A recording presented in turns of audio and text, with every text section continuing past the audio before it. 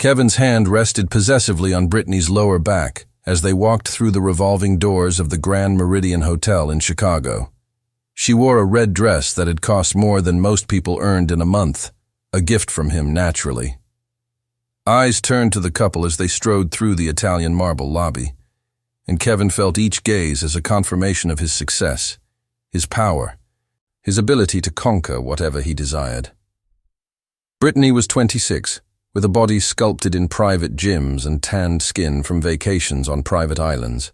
Beside her, Kevin felt invincible, even at 52, with a paunch beginning to assert itself beneath his tailored Italian suits.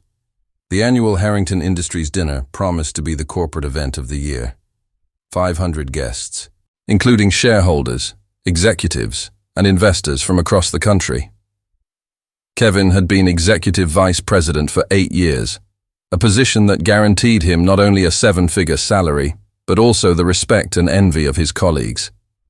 He had worked hard to get there, or at least that's what he told himself on the rare occasions when guilt tried to creep into his conscience. Brittany squeezed his arm as they entered the ballroom, her blue eyes sparkling beneath the crystal chandeliers. She had that way of making everything seem like an adventure, a personal triumph. When she had met him 18 months ago at a conference in Miami, she was working in public relations for a tech startup. Now she lived in an apartment on the Gold Coast that Kevin paid for, drove a BMW he had bought, and wore jewelry he had chosen. In return, she was always available, always beautiful, always impressed by his business stories that bordered on braggadocio. Elizabeth wouldn't be there that night. Or at least, that's what Kevin believed. For the past 3 years, ever since he had started bringing Brittany to public events, his wife of 24 years had politely declined the invitations. At first, Kevin had felt a mix of relief and guilt. With time, only relief. Elizabeth had become a ghostly presence to him in their Lake Forest mansion, someone with whom he exchanged messages about bills to pay and unavoidable social engagements, but little else. She was 49, with brown hair beginning to show streaks of gray, and a quiet dignity that Kevin interpreted as resignation. What he didn't know was that Elizabeth had spent the last 3 years building something. While he flaunted Brittany like a trophy, his wife studied financial reports, attended discreet meetings with investment consultants, and made strategic calls to disgruntled shareholders. Elizabeth had always been intelligent, a Northwestern University economics graduate, but she had abandoned her career when they married to support his ascent. Kevin had forgotten this, or perhaps he simply no longer cared. Brittany waved to acquaintances as they crossed the ballroom, her crystalline laugh echoing above the murmur of conversations. She loved these events. The way people looked at her, the thinly veiled envy on the faces of other women, the admiration in the eyes of men. For her, being Kevin's mistress was not a source of shame, but of pride. She had conquered a powerful, rich, influential man. What did it matter if he was married? The world belonged to the audacious, to those who dared to take what they wanted. The only time Brittany had met Elizabeth, at a charity event 6 months ago, she had treated Kevin's wife with thinly disguised disdain. She had greeted her with a condescending smile, as if doing a favor by acknowledging her existence. Elizabeth had merely returned with a nod, that serene and impenetrable expression that so annoyed Kevin. Brittany had left that encounter feeling victorious, as if she had marked her territory. Elizabeth had left with a $50,000 check to donate to an institution supporting vulnerable women, and with the renewed certainty that her decisions were correct. Kevin led Brittany to the main table, where senior executives of Harrington Industries were already seated. He introduced her as his special companion, a euphemism that deceived only those who wished to be deceived. The men shook her hand with complicit smiles. The wives present offered icy greetings. Brittany loved every second of that dynamic, feeling like a movie star on a red carpet. The dinner unfolded amidst elaborate dishes and expensive wines. Kevin drank more than he should have, buoyed by the attention he received, by the gazes Brittany attracted. He told stories of successful negotiations, exaggerated his role in significant mergers, and Brittany hung on his every word, touching his arm at the right moments, laughing at appropriate times. She played her part to perfection. When desserts were served, the chairman of the board, Gerald Morrison, a 73-year-old man with white hair and impeccable posture, took to the stage. The ballroom gradually quieted. Gerald had a presence that commanded respect, decades of corporate experience emanating from every controlled gesture. Gerald began with the customary acknowledgments, recognizing the work of the executives, celebrating the company's growth in the last fiscal year. Kevin leaned back in his chair, certain he would be mentioned, perhaps even receive some special recognition. Brittany intertwined her fingers with his beneath the table, a possessive gesture that pleased him. Then Gerald paused, his tone shifting to something more solemn and significant. He spoke of transitions, of the importance of visionary leadership, of the challenges Harrington Industries would face in the coming years. Kevin paid closer attention, wondering if Gerald would announce his own retirement, if there would be an executive reorganization from which he could benefit. What Gerald said next froze Kevin's blood in his veins. Gerald announced his resignation as chairman of the board, effective immediately. A surprised murmur rippled through the ballroom, but before speculations gained traction, Gerald continued, his voice firm and clear. He had the pleasure of presenting the new chairwoman of the board, someone who had recently acquired a majority stake in the company, someone whose strategic vision and commitment to the core values of Harrington Industries would ensure a bright future. Gerald paused dramatically, then pronounced the name that would shatter Kevin's carefully constructed world. Elizabeth Margaret Harrington. The ballroom erupted in applause as Elizabeth took to the stage. She wore a navy-tailored suit, elegant without being flashy, her hair pulled back in a discreet bun, subtle makeup. There was nothing ostentatious about her presentation, just a quiet confidence that radiated genuine power.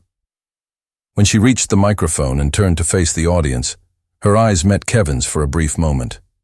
In that gaze, there was something he had never seen before, or perhaps something that had always been there, but that he had been too blind to notice. Steel determination wrapped in silk. Kevin felt the world tilt beneath his feet. Brittany's hand slipped from his. Around him, everyone rose in respectful applause, the sound echoing like thunder in his stunned mind. He remained seated, unable to move, while his wife, the woman he had publicly humiliated for years, accepted the most powerful position in the company he considered his domain. Time seemed to have stopped for Kevin. Around him, 500 executives, investors, and shareholders applauded on their feet, but he remained nailed to his chair, as if his legs had forgotten their basic function of supporting him. Reality crumbled around him in slow motion, each fragment revealing a truth he had never considered possible. Elizabeth, his neglected wife, the woman he had relegated to the category of household furniture, now commanded his professional destiny with a simple nod of her head. Brittany finally noticed the anomaly. Her fingers jabbed his ribs with increasing urgency, her voice a sharp whisper cutting through the fog that had enveloped his mind. "Kevin, stand up. Everyone's looking." He obeyed mechanically, his legs trembling under the weight of a belated realization. His hands came together in automatic applause, but the movement seemed disconnected from any conscious will. On stage, Elizabeth accepted congratulations from Gerald Morrison, her posture conveying a natural authority Kevin had never associated with her. How could he have been so blind? When had this happened? More importantly, how had this happened without his knowing anything? Elizabeth approached the microphone, patiently waiting for the applause to subside. When she spoke, her voice filled the ballroom with crystalline clarity, every word articulated with a precision that evidenced careful preparation. "Good evening. I know this news surprises many of you. Some may be wondering who exactly I am, despite the Harrington surname I've carried for 24 years. She paused, an almost imperceptible smile touching her lips. "Allow me to introduce myself properly. I am a Northwestern University economics graduate, specializing in mergers and acquisitions. I've spent the last 3 years meticulously studying this company, discreetly speaking with shareholders, analyzing every quarterly report, every strategic move, every executive decision. Kevin felt the blood drain from his face. 3 years. Precisely the period when he had started bringing Brittany to public events, when he had stopped caring about Elizabeth's activities, when he had assumed she had simply accepted her role as a decorative, abandoned wife.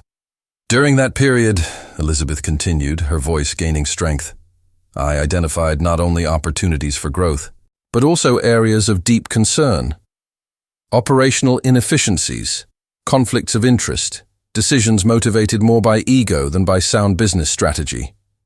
Her eyes swept the ballroom, pausing momentarily on Kevin before moving on. I acquired a majority stake through careful transactions with shareholders who share my vision for the future of Harrington Industries. Shareholders who, like me, believe that this company deserves leadership focused on sustainable results, not corporate showmanship. The audience absorbed every word in rapt silence. Kevin could feel furtive glances directed at him, mental conversations forming, connections being made. Everyone knew who he was, everyone knew Brittany. Everyone witnessed at that exact moment the most public of humiliations. Brittany grabbed the sleeve of his suit, her voice now carrying a note of thinly disguised panic. Kevin, what's happening? What does she mean by all this? He didn't answer. He couldn't. The implications unfolded in his mind like an endless cascade of falling dominoes. Elizabeth controlled the company. Elizabeth decided who stayed, who ascended, who was dismissed. Elizabeth literally held the power to destroy the career he had spent 3 decades building. And by the serene expression on her face as she outlined her vision for Harrington Industries, she knew exactly the power she wielded. In the coming months, Elizabeth announced, we will implement significant changes. Administrative restructuring, a full audit of all departments, a review of executive compensations to ensure alignment with actual, not perceived performance. We will also establish new standards of professional conduct. This company was founded on values that, in some sectors, have been forgotten or deliberately ignored. I intend to restore these values, regardless of who might feel uncomfortable in the process. The message was crystal clear. Kevin felt cold sweat trickle down his back, staining the Italian silk of his shirt.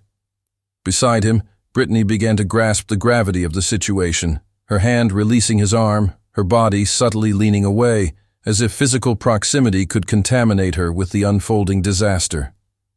Elizabeth concluded her speech with thanks to Gerald Morrison for his leadership over the years and a toast to the company's future. The ballroom erupted again in applause, more effusive this time, fueled by curiosity about the promised changes and, Kevin suspected, by a generous dose of schadenfreude directed at him. When Elizabeth stepped down from the stage, she was immediately surrounded by executives eager to greet her, to offer support, to position themselves favorably in the new order that was establishing itself. Kevin watched, paralyzed, while colleagues who hours earlier had treated him with deference now averted their eyes, rushing towards Elizabeth like moths drawn to a new, brighter flame. Brittany stood up abruptly, her chair scraping against the marble floor, with a sound that seemed deafening to Kevin. I need to go to the restroom, she murmured. But the tone carried more than physiological need. It carried strategic retreat, calculated distancing from a visibly sinking ship.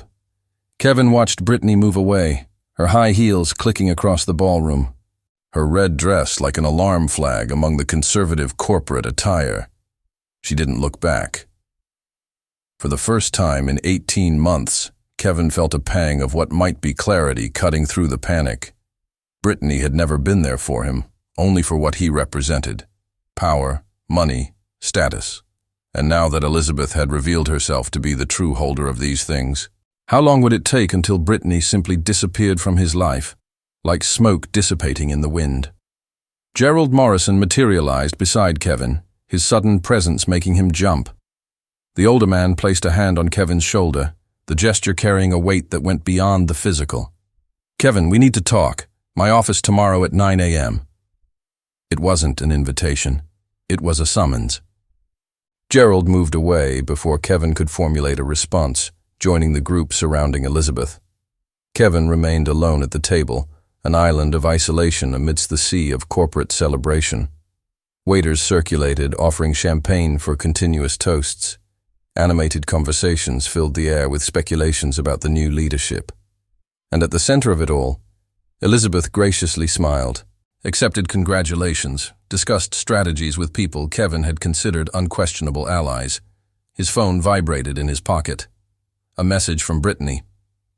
"I'm not feeling well. I grabbed an Uber. We'll talk tomorrow." Kevin let out a bitter laugh that drew curious glances from neighboring tables. "We'll talk tomorrow." Universal code for, "I need to reevaluate this relationship now that you no longer offer the benefits I expected." He couldn't blame her, really. Brittany was a product of his own making, a reflection of the values he himself had demonstrated. Power above loyalty, appearances above substance, victory at any cost. Except now he wasn't winning.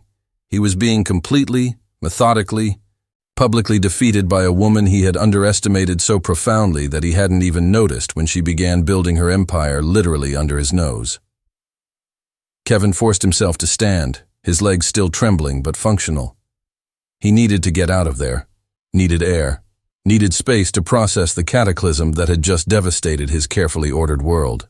He began to cross the ballroom towards the exit, keeping his eyes fixed straight ahead, ignoring the familiar faces that now seemed strange, even hostile. He had almost reached the doors when a voice stopped him. "Kevin." "Elizabeth."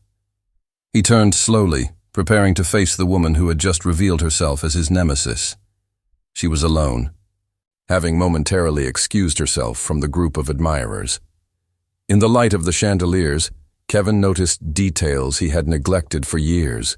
Her eyes, always so soft in his memories, now gleamed with sharp intelligence. Her posture, which he had interpreted as resignation, revealed itself as strategic patience. She was not the woman he thought he knew. Perhaps she never had been. "We need to talk," Elizabeth said calmly. "Not here, not now, but soon. There are decisions to be made, Kevin. Decisions that will affect not only your future at Harrington Industries, but other areas of your life as well." He swallowed hard, finding his voice for the first time since the announcement. "Elizabeth, She raised a hand, silencing him gently. "Not tonight. Tonight is for celebration, for new beginnings. Tomorrow will be time enough for reckoning." The night felt endless as Kevin drove through the dark streets of Chicago, his Mercedes automatically navigating towards Lake Forest. The silence inside the car was oppressive, interrupted only by the low hum of the engine and the thoughts ricocheting in his mind like stray bullets. He had called Brittany 3 times during the drive, all sent straight to voicemail. The message was clear. She was already distancing herself, protecting herself from the free-fall that had begun the moment Elizabeth uttered the words, "Chairwoman of the board." The mansion in Lake Forest was fully lit when he arrived, something unusual for that hour. Normally, Elizabeth retired early, and Kevin would return to a house bathed in comfortable darkness, allowing him to slip into the guest bedroom without confrontations or conversations. But that wasn't a normal night, and the light spilling through the windows seemed a premonition of inevitable confrontations. Kevin parked in the circular driveway, watching for long minutes the illuminated windows of what had been his sanctuary for over 2 decades. The house was an impressive colonial-style construction, with meticulously maintained gardens and a view of Lake Michigan. Elizabeth had insisted on that property years ago, when they still talked about the future, when they still made plans together. He had bought the house to impress her, but in recent years he had barely noticed the architecture that had once filled him with pride. When he finally entered, he found Elizabeth in the living room, seated in a leather armchair with a glass of red wine in her hands. She had changed from her formal suit into comfortable clothes, beige linen trousers, and a white silk blouse, but still emanated that newfound authority that deeply unnerved him.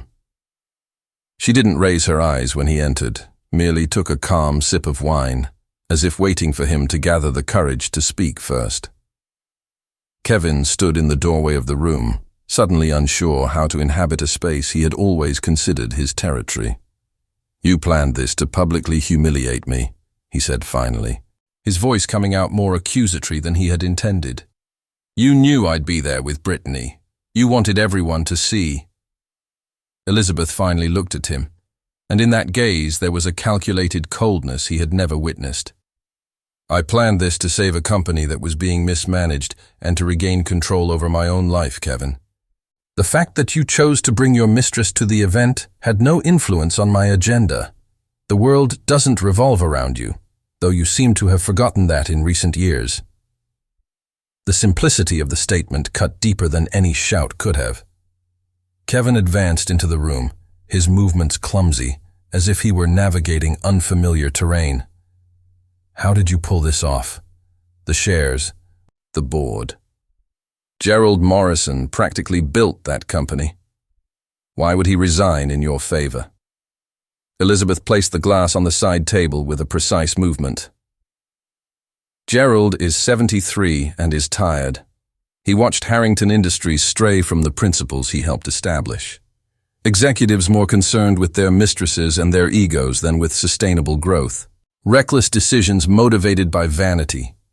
He wanted to leave, but not without ensuring the company was in competent hands." She paused, her eyes fixed on him with unsettling intensity. "I offered him that assurance. I showed him 3 years of meticulous research, detailed analyses, recovery strategies. He didn't choose me out of favoritism or pity, Kevin. He chose me because I was the best candidate for the job." Kevin sank onto the sofa opposite her, feeling the weight of the last few years collapse onto his shoulders. "And what happens now? Are you going to fire me? Is this your revenge?" "Revenge." Elizabeth pronounced the word, as if savoring its taste. "Do you really believe I invested 3 years of my life, millions in stock acquisition, countless hours of preparation, just for personal revenge? You overestimate your importance in my life, Kevin." She leaned forward, her arms resting on her knees. "But to answer your question, your future at Harrington Industries will be determined by your performance, as it should have always been. Tomorrow, you will have a meeting with Gerald and me. We will review your decisions over the past 3 years, every contract you signed, every negotiation you conducted. If we find solid competence, you will remain. If we find what I suspect we will find, incompetence disguised as bravado, then we will have a different conversation." Kevin felt nausea rising in his throat. He mentally reviewed his recent decisions, trying to identify vulnerabilities, areas where he might have been careless, too confident in the protection his position offered. There was that contract with the Austin subsidiary that he had approved without adequate analysis because he was distracted planning a trip to Aruba with Brittany. There was the aborted merger that had cost the company millions because he underestimated regulatory resistance, over-relying on his ability to make things happen through personal relationships. There were so many small neglects, so much accumulated overconfidence over the years. "Elizabeth, he began, but the words died in his throat. What could he say? Apologies seemed inadequate. Justifications sounded pathetic. He was finally seeing the situation through her eyes, and the reflected image was brutal in its honesty. Elizabeth stood up, smoothing her trousers with careful gestures. "I am not your enemy, Kevin, though you may find it hard to believe that now. I am a woman who was tired of being invisible, tired of watching the man I married squander his potential on ego games and superficial relationships. I didn't do this to hurt you. I did this because someone had to." She started to leave the room, but Kevin interrupted her with a question that had been growing in his mind since he entered the house. "Do you still love me?" Elizabeth stopped in the doorway, her back turned to him. The silence stretched for long seconds, heavy with 2 decades of shared history, years of joys gradually stifled by neglect and betrayal. When she finally responded, her voice carried a sadness that pierced his heart in ways anger never could. "I loved the man you were, Kevin. The ambitious yet ethical man I met at Northwestern, who dreamed of building something meaningful. Not just accumulating status symbols. That man disappeared years ago, replaced by someone I barely recognize. She turned slightly, just enough for him to see her profile. As for what I feel now, honestly, I don't know. There's a residue of affection, memories of who we were, but there's also a great deal of disappointment, a lot of pain. Perhaps that is a question we both need to explore, but not today. Today you need to prepare to face the professional consequences of your choices, the personal consequences. Those will come later. Kevin watched Elizabeth ascend the stairs to the second floor, her steps measured and firm. He remained seated in the living room for hours, the darkness outside gradually yielding to the first gray hues of dawn. His phone vibrated occasionally with messages he lacked the energy to check. Probably Brittany trying to manage the situation, or perhaps colleagues from the company already beginning to distance themselves, to reposition themselves in the new power hierarchy. Around 5 in the morning, Kevin finally dragged himself upstairs, passing the master bedroom where Elizabeth slept, or at least pretended to sleep. He entered the guest bedroom that had become his refuge in recent years, an impersonal space decorated with generic furniture and bare walls.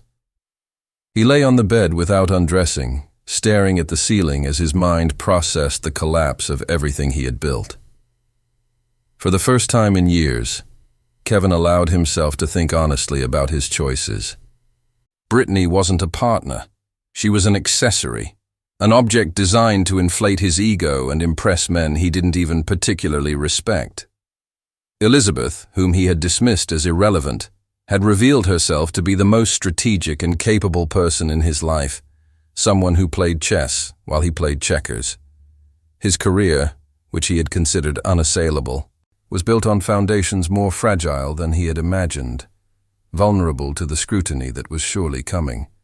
He picked up his phone, finally checking the ignored messages. There were 5 from Brittany, progressing from feigned concern to thinly veiled annoyance. The last, sent 40 minutes ago, simply said, "I think we need some space. This is all too complicated for me right now." Kevin laughed, a bitter sound that echoed in the empty room. Complicated. Code for, "You're no longer useful for my purposes." He couldn't blame her, really. He had taught that lesson after all. Use people while they add value. Discard them when they no longer do. Brittany was merely applying his own principles against him. Dawn painted the sky with shades of pink and gold, visible through the partially open curtains. In a few hours, Kevin would have to face Gerald Morrison and Elizabeth, would have to defend decisions he now recognized as questionable, would have to fight for a career he perhaps no longer deserved.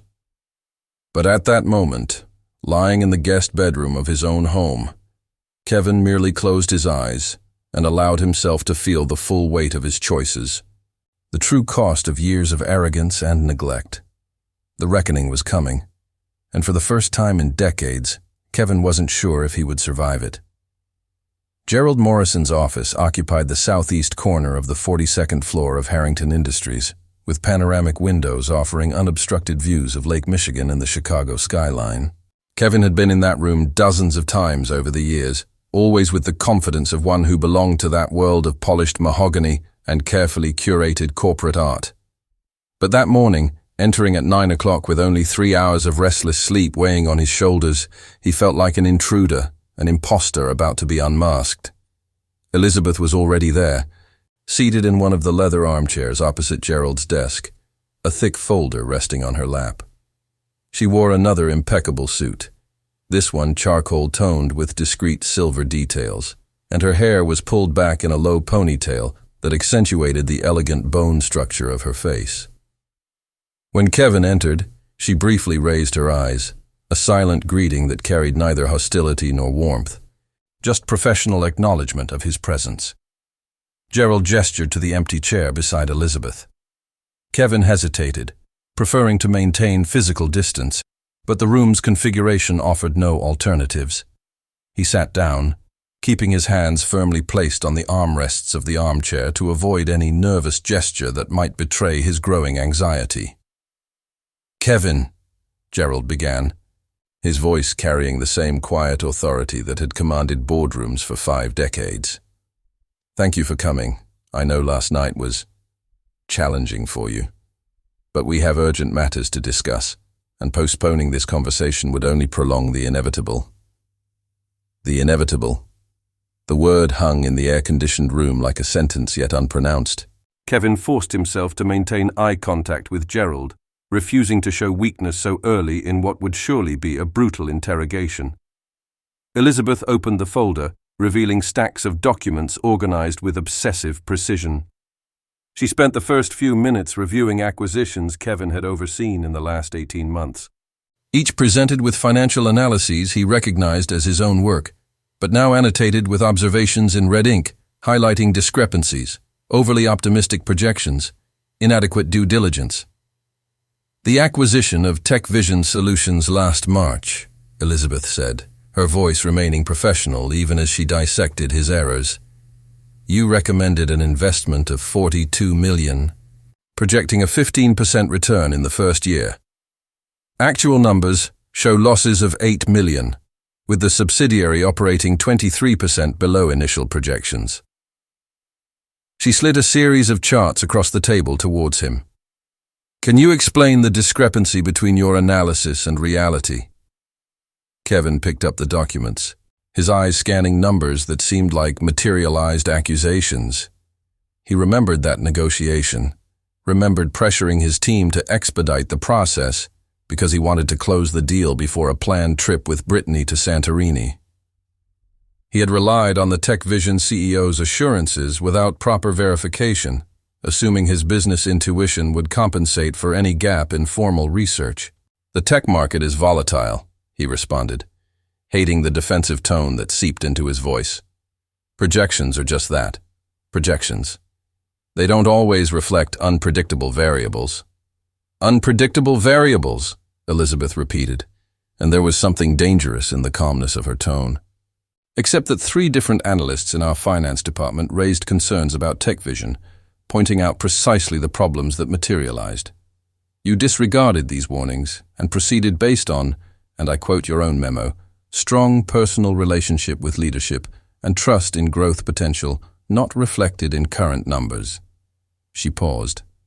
"Personal relationships are not business strategy, Kevin. They are an emotional gamble with shareholder money." Gerald watched the exchange with a carefully neutral expression, but Kevin could feel the judgment behind that professional mask.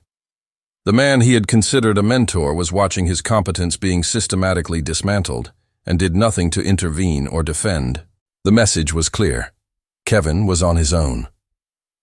Elizabeth continued, document after document revealing a pattern of hasty decisions, superficial analyses, excessive reliance on instinct over data. There was the contract with the Los Angeles marketing firm that cost $3 million and delivered measurable results close to zero. There was the expansion into the Asian market he had championed, despite reports indicating inadequate timing and insufficient infrastructure. There was the departmental restructuring that resulted in the loss of key talent and reduced productivity. Each example was presented with the precision of a surgeon making incisions, Elizabeth exposing layers of incompetence that Kevin had managed to mask with charisma and political relationships within the company. But numbers didn't lie, and the numbers painted a brutal portrait of an executive more concerned with appearances than results, more invested in maintaining his status than adding real value to the organization. In total, Elizabeth concluded after 40 minutes that felt like hours. Your decisions over the past 3 years have cost Harrington Industries approximately $76 million in direct losses and wasted opportunities. This does not include intangible costs like reduced team morale, talented employee turnover, and damage to corporate reputation. $76 million. The number reverberated in Kevin's mind like a death knell. He had always known that some decisions hadn't gone as planned, but he had never calculated the cumulative impact, had never allowed himself to see the full picture he was now forced to confront. Gerald finally spoke, his voice carrying the weight of decades of experience and unquestionable authority. "Kevin, you joined this company 27 years ago as a junior analyst. I watched your ascent, supported your promotions, defended you at times when others questioned your readiness. I did this because I saw genuine potential, keen intelligence, and, most importantly, a commitment to excellence." He paused, and Kevin saw something that might be genuine disappointment cross those experienced eyes. "At some point in the last few years you lost that. You became complacent, distracted by priorities that have no place in responsible corporate leadership, and now we face a difficult decision about your future here." Kevin felt true panic for the first time since he had entered the office. "Gerald, I can fix this. I recognize I've made mistakes, but I can learn, I can improve. 27 years cannot simply be discarded because of a difficult period."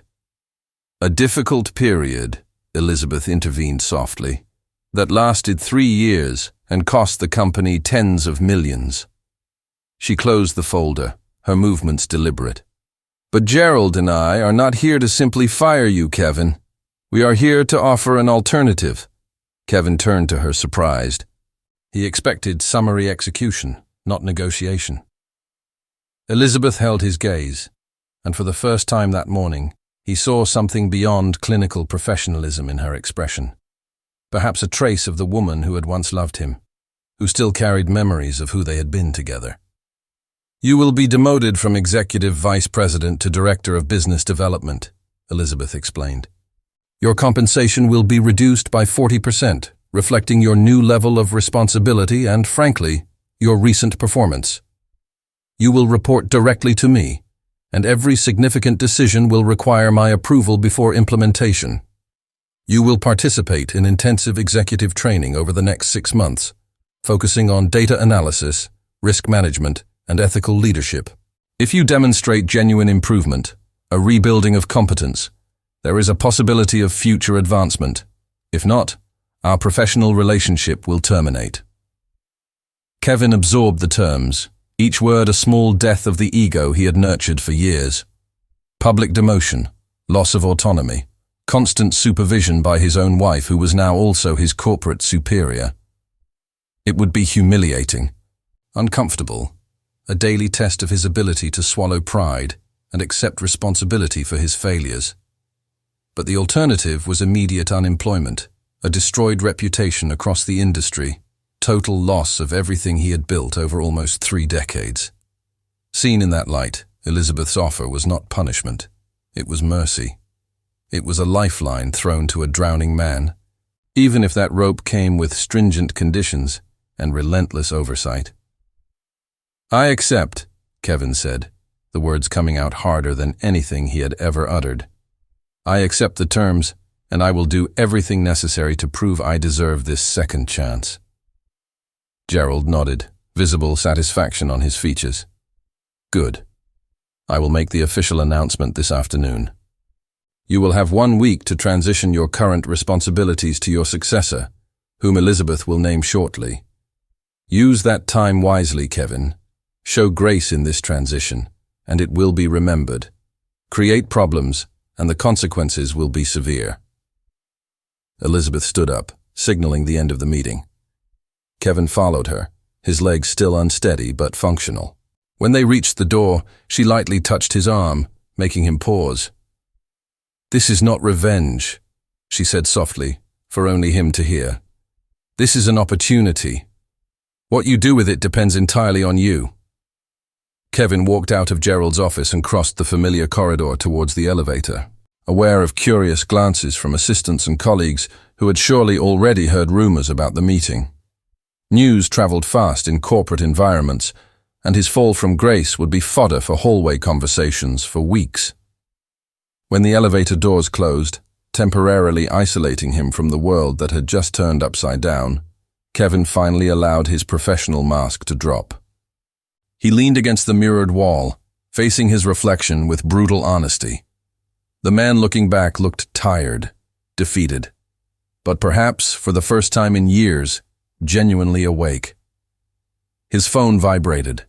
Another message from Brittany, this one shorter than the previous ones. "I've picked up my things from the apartment. Good luck with everything." Kevin deleted the message without replying. That chapter was closed, and he felt neither sadness nor surprise. only a quiet acceptance that relationships built on false foundations inevitably crumble when tested by reality. The doors opened into the main lobby, and Kevin stepped out into the transformed world he now inhabited, ready or not to face the consequences of years of selfish choices and the unlikely possibility of redemption. The week following Kevin's demotion was an exercise in forced humility. Every morning, he woke up in the guest room of his own house, faced the reflection of a man he didn't fully recognize, and drove to the office where everyone knew of his downfall. Conversations ceased when he walked through the corridors, replaced by curious or pitying glances that burned more than any direct confrontation. His old office on the 39th floor was emptied within days, his personal belongings packed in brown boxes that now occupied a corner of his new space on the 32nd floor, a considerably smaller office overlooking a parking lot instead of the lake. Kevin spent his afternoons training his replacement as executive vice president, a woman named Diane Chen, whom he vaguely knew from interdepartmental meetings. She was 41, had an MBA from Wharton, and an impeccable reputation for delivering consistent results without unnecessary drama. During the transition sessions, Diane treated Kevin with courteous professionalism, asking pertinent questions about ongoing projects without ever showing judgment about the circumstances that created this opportunity for her.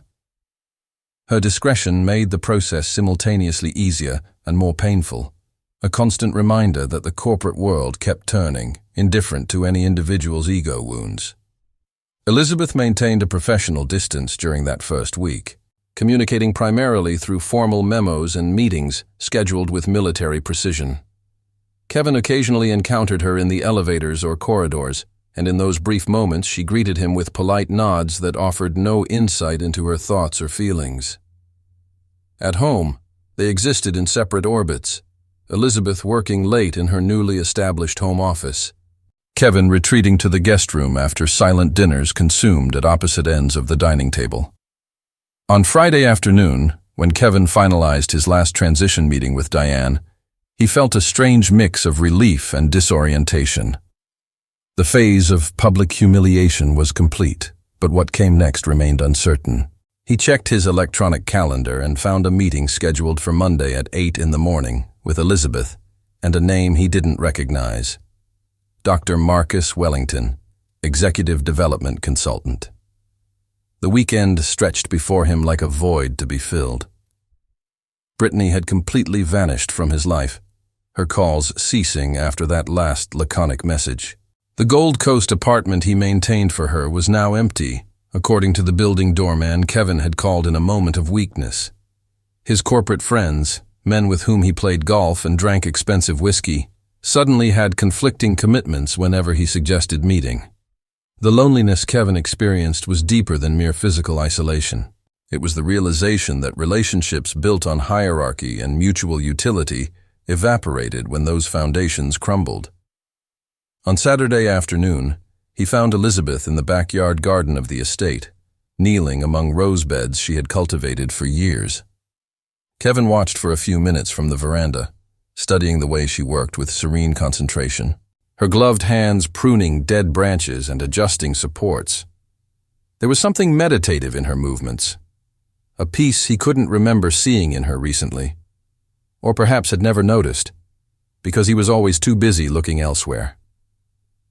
He descended the veranda steps, approaching slowly so as not to startle her.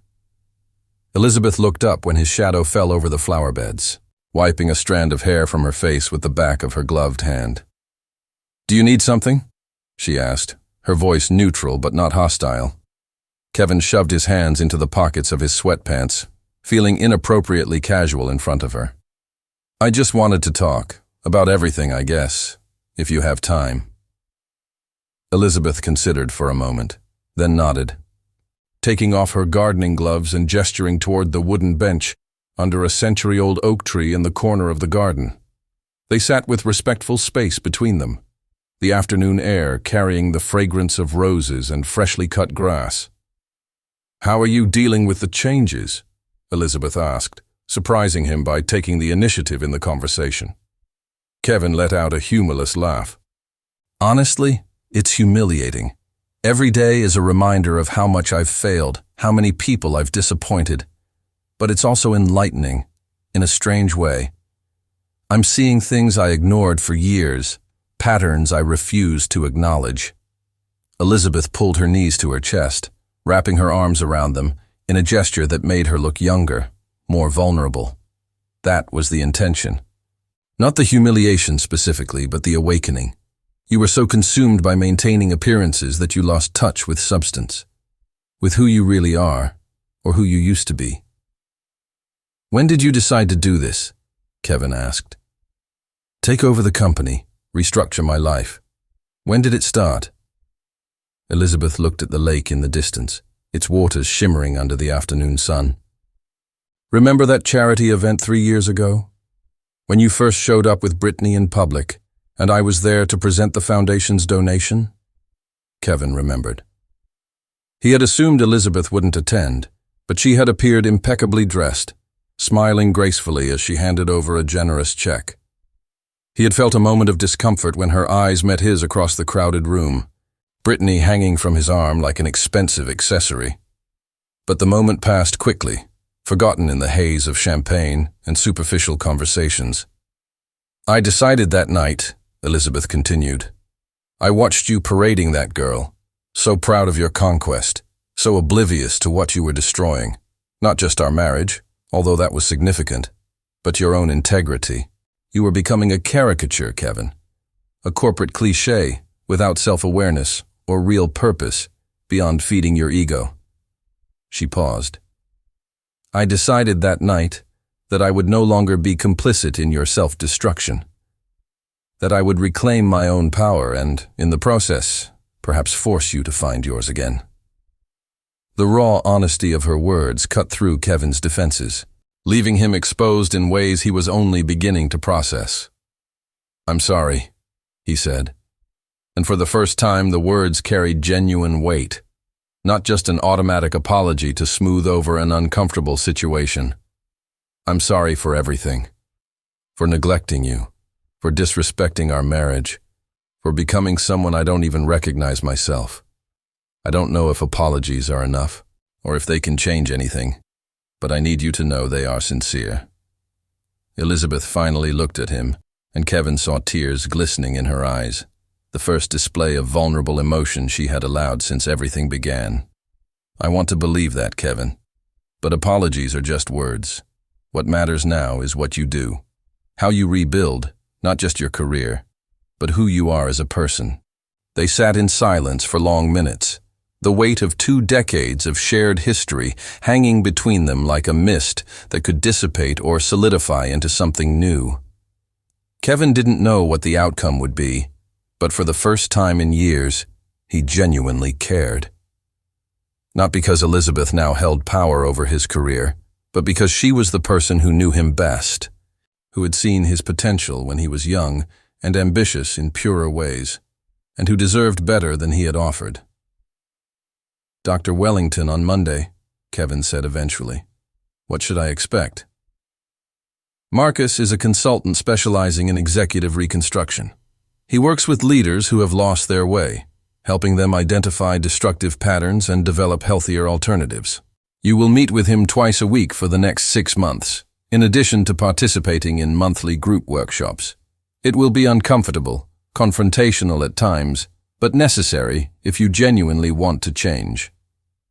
Kevin absorbed the information, recognizing that Elizabeth had structured not just punishment, but a path to redemption, if he chose to walk it with honesty.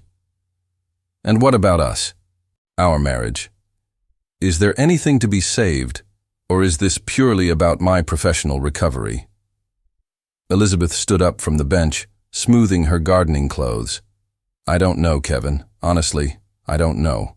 There's a lot of damage, a lot of betrayal. But there's also history, memories of who we were when we genuinely loved each other. Perhaps while you work with Marcus, we can start our own conversations. Couples therapy if you're willing. There are no guarantees. But perhaps it's worth exploring if something can be salvaged from the wreckage. She started to walk back towards the house, but Kevin called out to her. Elizabeth, thank you. for not completely giving up on me even when I deserved you to." She offered a small, sad but genuine smile. "I'm doing this as much for myself as for you, Kevin. I've invested 24 years in this marriage.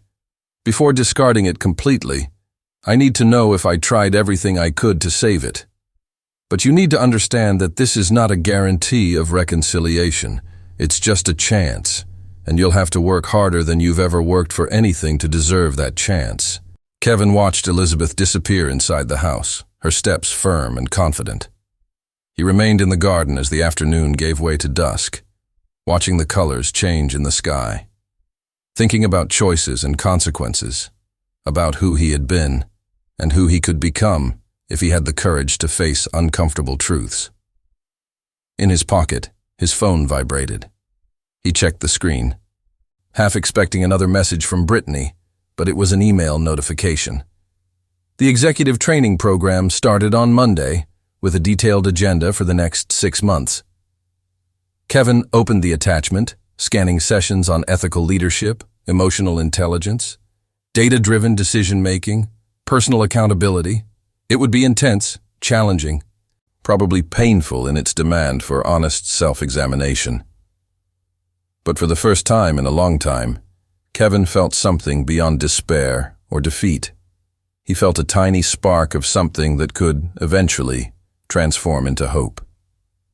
Monday arrived with a gray sky and the threat of rain, perfectly matching Kevin's apprehensive mood as he crossed the office lobby. His new office seemed smaller each day, the walls gradually closing in as he processed the reality of his downfall. At precisely 8 o'clock, he knocked on Elizabeth's office door, his stomach tight with anxiety about what he would find on the other side. Elizabeth opened the door personally, something unusual for someone in her position. She wore a simple black dress with a pearl necklace, professional but less intimidating than the severe suits of the previous week. Behind her, sitting in one of the leather armchairs, was a man Kevin assumed to be Dr. Marcus Wellington.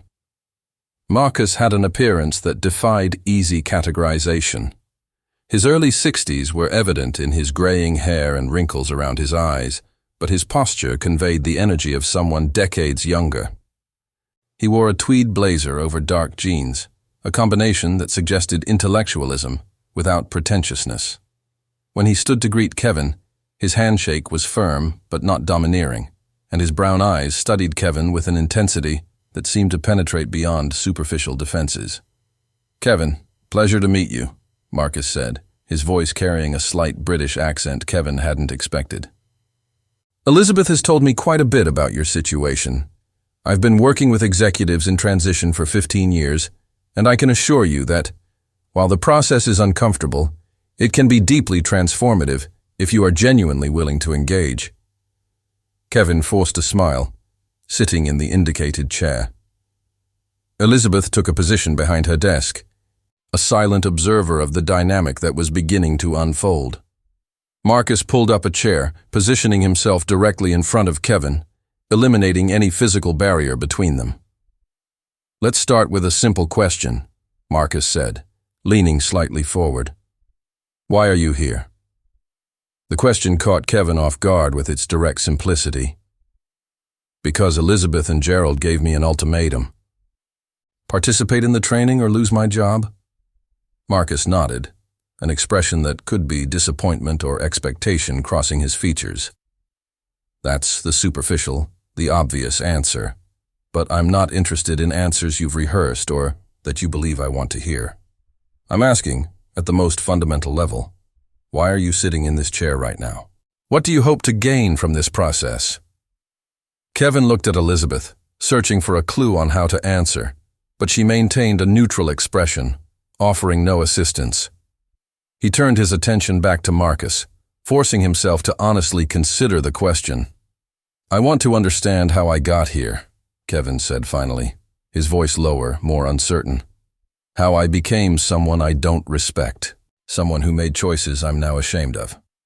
I want to believe there's still something in me worth saving, but I'm not sure how to find it alone." Marcus smiled for the first time, and there was genuine warmth in the expression. "That's an honest answer, and honesty is where we begin. Much of my work involves helping people remove layers of self-protection they've built over the years. Stories they tell themselves about who they are and why they do what they do. These narratives often mask deeper, more uncomfortable truths. During the next hour, Marcus guided Kevin through a series of questions that seemed simple on the surface, but proved complex when he tried to answer them honestly. Questions about his childhood, his parents, his earliest ambitions. Questions about specific moments when he made choices that distanced him from his stated values. Questions about Brittany, about Elizabeth, about what power meant to him, and why he needed to display it so publicly. Kevin found himself revealing things he had never articulated aloud, not even to himself. He spoke about his father, an accountant who worked safe, low-paying jobs his whole life, and how Kevin had sworn never to be invisible the way his father had been. He spoke about the constant pressure to prove his worth, to demonstrate that he deserved to be in rooms where men born into privilege treated him as a tolerated intruder. He spoke about how Brittany represented a victory over all who doubted him, a trophy that declared to the world he had earned the right to have whatever he wanted. "But you didn't love her," Marcus observed, not as an accusation, but as an evident fact. She was a symbol, not a real person with complexity and value of her own. Kevin felt a burning discomfort at the truth of that statement. No, I didn't love her, and she didn't love me. We were a transaction, each using the other, for different needs. Marcus turned to Elizabeth, including her in the conversation for the first time. "And what about Elizabeth? Did you love her?" The question hung in the air like accusation and opportunity simultaneously. Kevin looked at his wife, truly seeing for the first time in years the woman beyond the familiar presence he had relegated to the background. She maintained a carefully neutral posture, but he saw tension in her shoulders, the way her hands squeezed on the table, revealing emotional investment she was trying to mask with professionalism. "Yes," Kevin responded, surprised by the certainty in his voice. "I did love her. When we met at Northwestern, she was the smartest person I'd ever met, but without arrogance about it. She saw me in ways no one else did, believed in potential I didn't know I had. We used to spend hours talking about our dreams, about the kind of life we would build together. She wanted to make a real difference in the world, not just accumulate wealth. And I wanted that too back then." "What changed?" Marcus pressed gently. Kevin ran his hands through his hair, an unconscious gesture of frustration. "I changed. The corporate world has a way of distorting your priorities if you're not careful. I started to measure success in terms of titles and compensation, of how much respect I commanded in meetings. Elizabeth kept her values, her moral compass, but I interpreted that as a lack of ambition, as contentment with mediocrity. I was wrong. She was building something meaningful quietly, while I was busy making noise about empty achievements." Elizabeth discreetly wiped away a tear, and Kevin felt something break inside him witnessing his emotional impact on her. He had caused so much damage, wasted so much time and goodwill in search of validation from people who never truly cared about him. Marcus allowed the silence to stretch for long moments before continuing. "Kevin, part of the work we'll do together will involve identifying destructive patterns that govern your decisions. But equally important will be reconnecting you with the person you were before these patterns solidified. That young man at Northwestern who loved Elizabeth genuinely, who had ambition tempered by ethics. He still exists somewhere inside you. Our job is to unearth him from the rubble of who you became."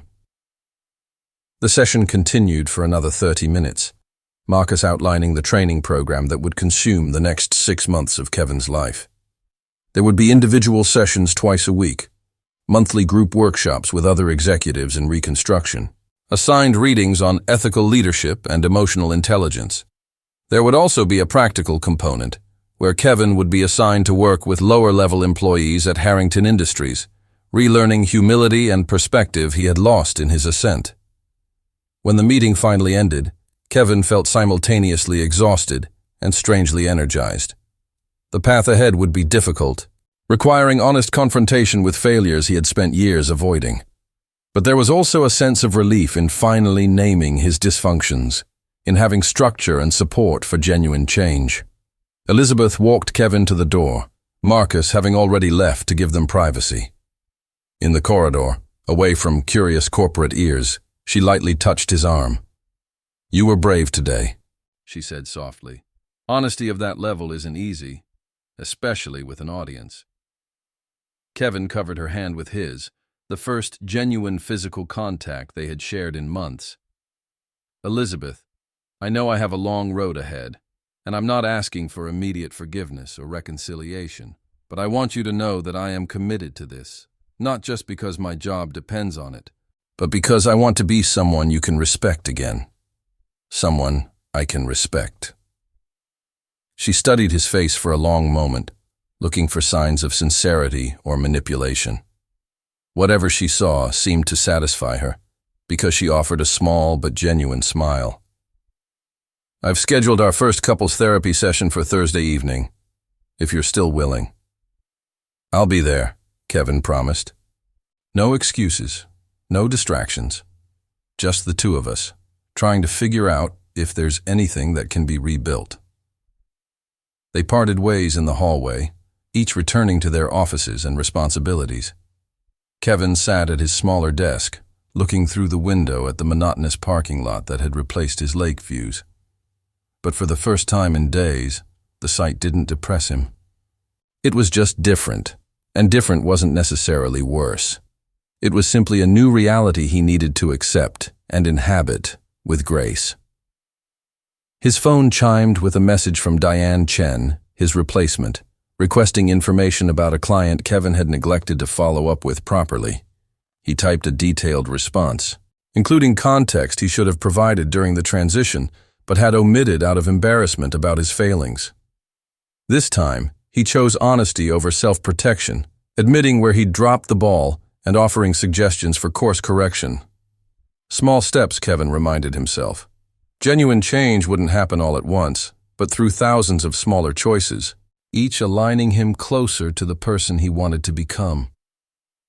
The work would be long and uncomfortable, but for the first time in years, Kevin felt he was moving in a direction that truly mattered. 3 months had passed since that first devastating session with Dr. Wellington, and Kevin was beginning to recognize fragments of the man he once was. Tuesdays and Thursdays became his reconstruction days. 2 hours with Marcus exploring psychological territories he'd avoided for decades. The process was exhausting, often painful, but undeniably transformative. He had learned to identify the triggers that pushed him towards destructive behaviors, to pause before reacting with a wounded ego, to value substance over appearances. At the office, Kevin had thrown himself into his new role with a determination that surprised even himself. As Director of Business Development, he now worked directly with teams he previously overlooked, learning the operational challenges his executive decisions impacted. There was a junior analyst named David Rodriguez, 27 and brilliantly insightful, whom Kevin had been assigned to mentor. During their weekly sessions, Kevin discovered he had much to learn from David about rigorous data analysis and disciplined strategic thinking. The inversion of traditional hierarchy, where the older executive absorbed wisdom from the younger employee, would have bruised his ego months ago. Now, Kevin found genuine gratification in recognizing expertise wherever it existed. Diane Chen had proven to be an exceptional executive vice president, implementing reforms Kevin had resisted out of sheer stubbornness. She had restructured approval processes to require multiple layers of review before major investments, eliminating exactly the kind of rash decisions that had cost the company millions under Kevin's oversight. In departmental meetings, she frequently sought Kevin's input on client relationships and historical context, treating him with professional respect that never felt condescending. Her grace made it easier for Kevin to accept his new place in the corporate hierarchy.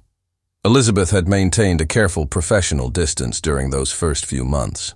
Their interactions limited mainly to scheduled meetings about specific projects, but the couples therapy sessions on Thursday evenings became a sacred space where both attempted to untangle 2 decades of dysfunctional patterns. Dr. Patricia Reyes, their therapist, was 60 and had infinite patience for the uncomfortable silences that frequently punctuated their sessions. She didn't allow either of them to hide behind corporate jargon or rationalized explanations, forcing them to name the real emotions driving their actions. During a particularly difficult session in mid-April, Patricia confronted Kevin about his pattern of seeking external validation instead of building genuine self-esteem. Brittany was merely the most visible symptom, she observed, her words sharp in their precision. But the problem existed long before her. You measure your worth by how much you impress others, especially men you perceive as more powerful. As long as your self-image depends on external approval, you will be vulnerable to repeating the same mistakes with different packaging. Kevin absorbed the criticism, recognizing a truth he would have rejected months ago. You're right. My father spent his life invisible, and I swore I'd be different. But instead of building genuine worth, I merely collected symbols of success. Cars, clothes, a relationship with a young, beautiful woman, all designed to announce that I had won, that I deserved respect.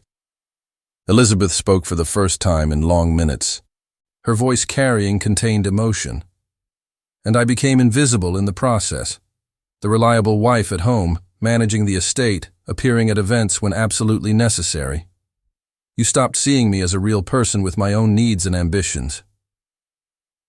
The pain in her words pierced Kevin in ways that anger never could. He turned to her, forcing himself to maintain eye contact, even as every instinct screamed to look away. You're right. And I'm sorry doesn't adequately capture how much damage I've caused. But I'm trying to understand why you're willing to try and save this. You have all the power now, financial and corporate. You could simply discard me as I deserved. Why haven't you?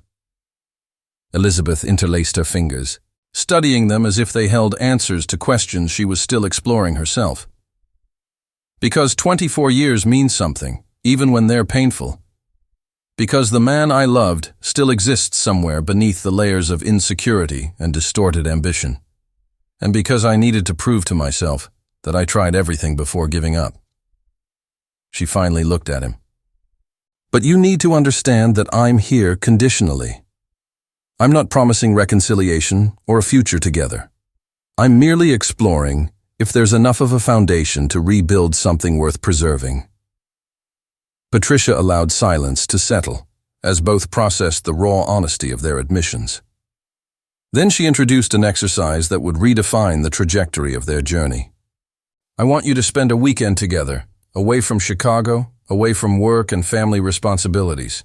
A neutral place where you can simply exist as two people trying to reconnect. No agendas, no expectations of specific outcomes, just genuine presence with each other. Kevin and Elizabeth exchanged uncertain glances, decades of ingrained habits making the proposal simultaneously appealing and terrifying. But both nodded, agreeing to find time in the coming weeks for that experiment in vulnerability. 2 weeks later, they drove together to a cabin in Door County, Wisconsin, 3 hours north of Chicago. The property was secluded amidst pine forests, overlooking Green Bay. Elizabeth had made the reservations, choosing a deliberately simple location without the luxurious amenities that defined their normal lifestyle. The cabin had 2 bedrooms, a functional kitchen, and a living room with a stone fireplace. There was no television, limited internet, just space for conversations they had been avoiding for years. On the first evening, they prepared dinner together, something they hadn't done since the early years of their marriage. Kevin chopped vegetables while Elizabeth seasoned salmon, their movements initially awkward but gradually finding a shared rhythm. They ate on the porch, watching the sun descend over the bay, painting the sky in shades of orange and purple that seemed artificially vibrant after years of looking only at urban skylines. Remember when we used to go camping? Elizabeth asked, a cup of tea warming her hands against the cool evening air. Those first years after college, when we didn't have money for elaborate vacations?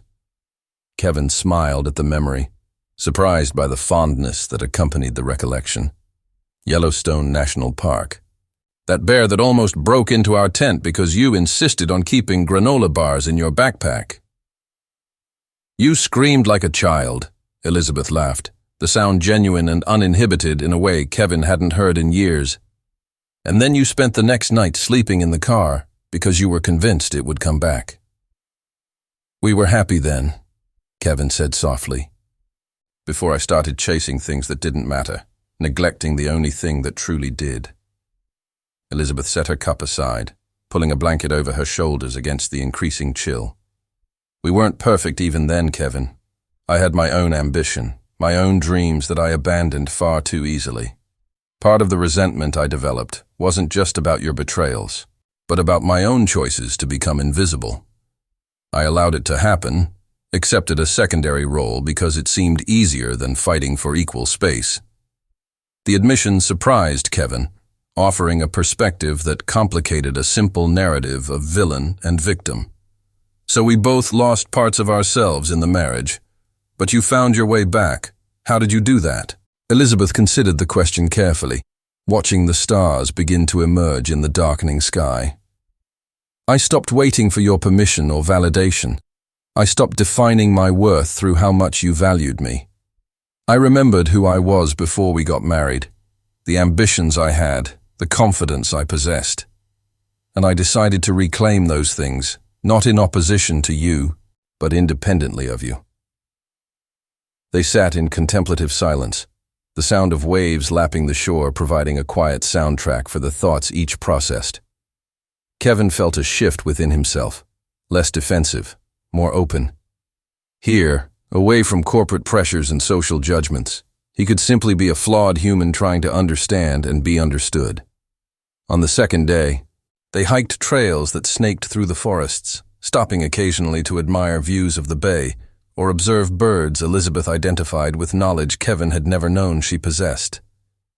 During these hours of physical movement and intermittent conversation, Kevin shared insights from his sessions with Marcus, patterns he'd identified in his behavior, fears that drove his destructive needs for validation. Elizabeth, in turn, spoke about the years of loneliness, nights spent alone while Kevin worked late or was with Brittany. She described how she had channeled that pain into purpose, studying corporate reports with an intensity Marcus might call sublimation. I transformed anger into strategy, she admitted. And while it resulted in something productive, it also kept me emotionally shielded in ways that weren't entirely healthy. In the afternoon, they rented a kayak and paddled across the bay, the physical exertion eliminating space for deep conversations, allowing only shared presence and occasional laughter when one of them nearly tipped over. There was a lightness in those moments, an echo of who they were when young and in love, before life complicated everything with expectations and disappointments. That night, after a simple dinner of pasta and wine, they sat before the fireplace as flames danced hypnotically. Kevin gathered the courage to ask the question that had haunted him since that first confrontation at the company dinner. Can you forgive me? Eventually, I mean. Not now. I know it's too soon. But do you think it will ever be possible? Elizabeth watched the fire for long moments before responding. I don't know, Kevin. Honestly, I don't know. Forgiveness isn't a single decision. It's an ongoing process. Some days I look at you and I see genuine changes, real effort to become a better person. Those days, forgiveness feels possible. Other days, I remember all the public humiliations, all the nights alone while you were with her, and the anger returns with a force that frightens me. Kevin nodded, accepting the uncertainty without trying to force guarantees she couldn't honestly offer. I can live with not knowing. What I can't live with is giving up on trying. You gave me an opportunity I didn't deserve, and I intend to honor it, regardless of where it eventually leads us. Elizabeth turned to look at him directly, fire reflecting in her eyes. That is perhaps the first genuinely mature thing I've heard you say in years. Not trying to control an outcome. Not making grand promises you can't keep. Just a commitment to the process, to continuous effort. They stayed up late that night. Conversations drifting from heavy topics to lighter shared memories, moments from their 2 decades together that still shone through even the accumulated pain. When they finally retired to separate bedrooms, there was a brief hug in the doorway, the first truly affectionate physical contact in months. It didn't promise immediate reconciliation, but it acknowledged a connection that still existed, fragile but real, between two people who shared a history and possibly a future. Kevin lay in his bed, listening to the sounds of the forest through the open window, feeling something that could be peace. The path ahead remained uncertain, full of ongoing work on himself and their damaged relationship. But for the first time in years, uncertainty didn't terrify him. It was simply part of living authentically, without illusions of control or guarantees of specific outcomes. The next morning, as they prepared to return to Chicago, Elizabeth suggested something unexpected. What if we make this a monthly tradition, a weekend away, just the two of us, continuing these conversations?